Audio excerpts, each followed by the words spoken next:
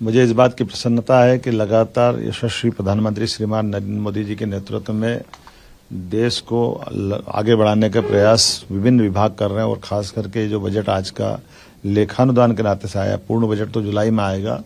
लेकिन हम सब जानते हैं कि उनके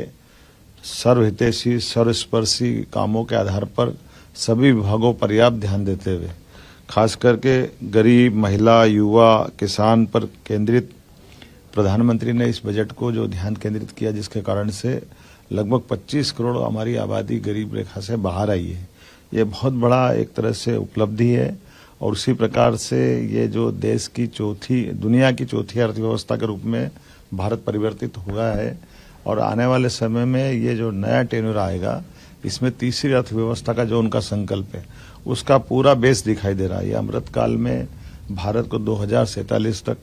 दुनिया का नंबर 1 देश बनाने की दिशा में जो काम किए जा रहे हैं, उसके परिणाम है। और खास करके इस 2 करोड़ लोगों को नए आवास देने की जो कल्पना की गई है, ये तो बगैर कोई कारण से गरीब लोग अपना घर नहीं बना पा रहे हैं, उनके घर पे वो अभिशाप नहीं है,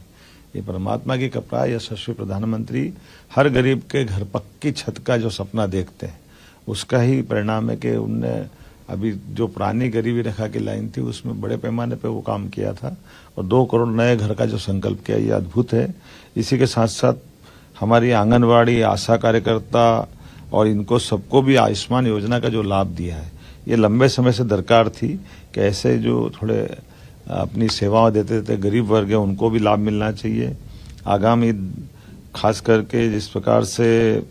डिजिटल इंडिया को बढ़ावा देने की बात कही है और डिजिटल इंडिया के माध्यम से बड़े पैमाने पर बहुत सारे सुधार भी लागू किए जा रहे हैं, इन सुधारों के बलबूते पर भारत बहुत आगे बढ़ेगा और खासकर मिडिल क्लास के लिए जो नई आवास योजना लेकर के आए हैं, इसका लाभ भी हमारे लिए एक बड़ा उपलब्धि भरा रहेगा। मैं आज के इस अवसर पर 9 से 14 साल की लड़कियों के लिए सर्वाइकल कैंसर वैक्सीनेशन की जो सुविधा इस बजट में दी है, उसका माननीय वित्त मंत्री जी को बधाई देना चाहूँगा। आगामी समय में हमारे लिए 1 करोड़ घरों में जो रूफ टॉप सोलर प्लान के अंतर्गत जो नई योजना बनाई गई, जिसके माध्यम से 1 करोड़ घरों में 300 यूनिट बिजली के बिल की बचत का रास्ता निकाला जाएगा। ये न केवल ऊर्जा के क्षेत्र में क्रांतिकारी कदम है, इसका बड़ा लाभ हमको मिलेगा। मध्य प्रदेश में पर्यटन की अपार संभावना है। ऐसे पर्यटन को लेकर के माननीय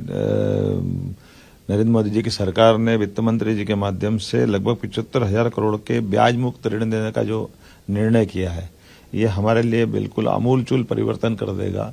पर्यटन अब केवल एक क्षेत्र में नहीं, पर्यटन से कई सारे सेक्टर में लाभ मिलेगा और मध्य प्रदेश में तो अपार संभावना है।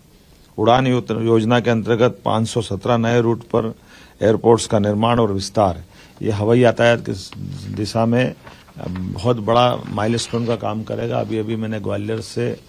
अहमदाबाद की नई फ्लाइट का आकाशा एयरलाइंस का शुभारंभ किया है। ऐसे भविष्य में बहुत बड़े पैमाने पर हवाई यातायात की संभावना मध्य प्रदेश में, क्योंकि मध्य प्रदेश बहुत भौगोलिक दृष्टि से बड़ा है, ऐसे में हमारे इस यातायात का भी लाभ मिलेगा। उम्मीद करता हूँ ये उम्मीदों भरा बजट भारत की प्रगति में, उन्नति में और आर्थिक दृष्टि में एक नई ऊंचाई तक पहुंचेगा। मेरी अपनी ओर से श्रीमती निर्मला सीतारमण जी को बधाई, माननीय प्रधानमंत्री जी को बधाई। और इसी परिप्रेक्ष्य में हमारे विभिन्न विभागों को जोड़ करके हम अपने लेखानुदान में इन बजट का लाभ लेंगे और मध्य प्रदेश को देश का नंबर 1 का राज्य बनाने की दिशा में आगे बढ़ेंगे।